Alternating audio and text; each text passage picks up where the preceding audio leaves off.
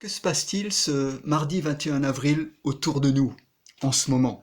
Je vous le disais hier, dans toute crise de grande ampleur, comme celle que nous traversons, nous passons par une première phase où il faut stabiliser les choses. C'est nécessaire. Aujourd'hui, après 5 semaines de confinement, la plupart de nos communautés sont passées par cette étape et nous sommes entrés dans une autre phase qu'on peut qualifier de phase de normalité nouvelle, provisoire, qui va durer le temps du confinement et peut-être encore des restrictions qui nous seront imposées pendant quelques temps. Et à ce stade-là, j'aimerais vous dire que deux possibilités s'ouvrent à nous.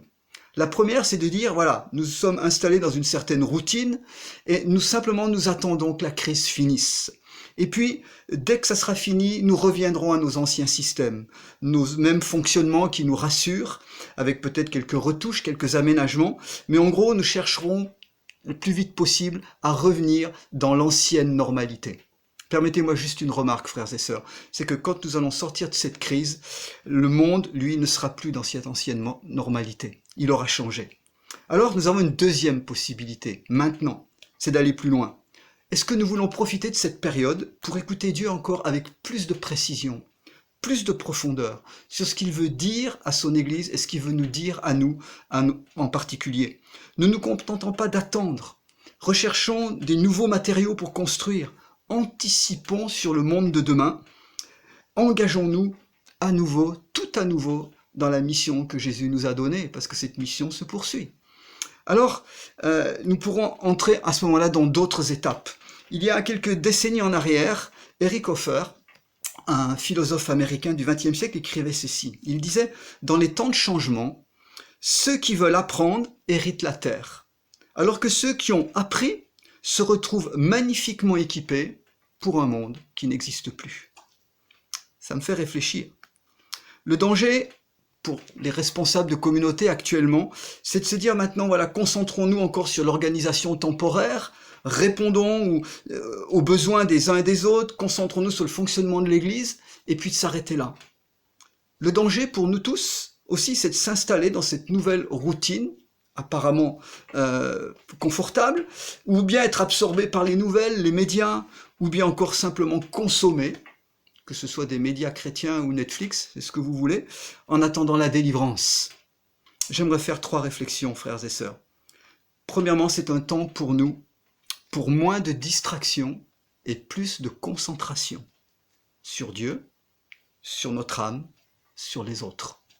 Deuxièmement, c'est un temps pour regarder en face les défis qui se profilent devant nous, et non pas les fuir. Nous n'avons pas les réponses actuellement, mais nous devons les aborder et anticiper. Troisième réflexion, c'est un temps pour développer notre créativité. Je vous en parlerai dans une vidéo prochaine.